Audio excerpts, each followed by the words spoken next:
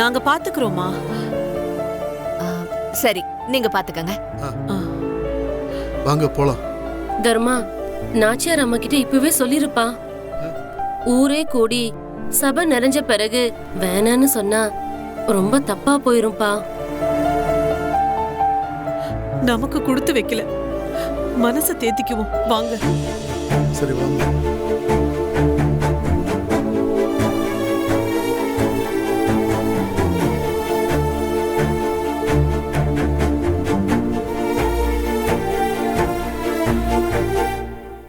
இது எனக்கு வரப்போற மருமகளுக்குன்னு ரொம்ப நாளைக்கு முன்னாடியே நான் வாங்கி வச்ச கொலுசு. உனக்குன்னு செஞ்ச மாதிரியே எடுத்திருக்கேன் பாத்தியா? கால் எடுத்து மேல வை.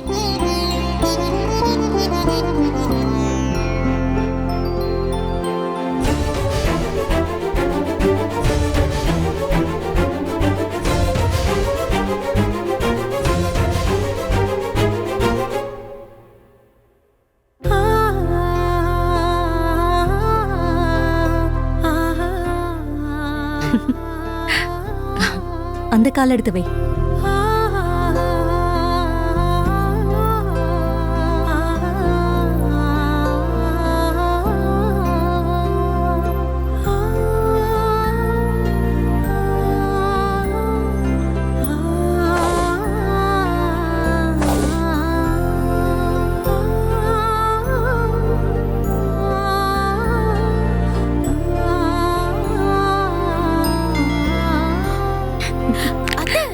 என்ன பண்றீங்க? ஏன் என்னாச்சு? காலுக்கு போய் திருஷ்டி முறிக்கிறீங்களே. ஏன் முறிச்சா என்ன? நீ குழந்தையா இருந்திருந்தா இந்த அழகு காலுக்கு முத்தம் கூட வச்சு கொஞ்சிருப்பேன்.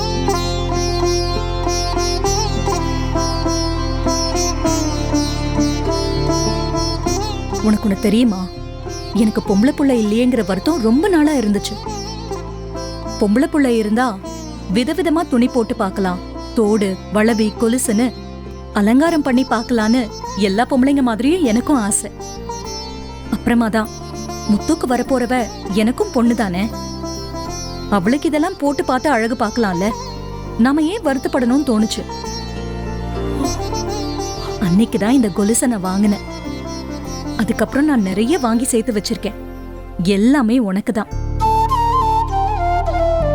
இவ்ளோ ஆசையை மனசுக்குள்ள இத்தனை வருஷமா வச்சிருந்த எனக்கு என் ஆசை நிறைவேறினதை பார்த்து ஏன் கண்ணை பற்றுமோன்னு தோணுச்சு. அதான் திருஷ்டி முறிச்சேன். அத்தை, அப்பா அம்மா வந்துட்டாங்க. வாங்க வாங்க, எல்லாரும் வாங்க.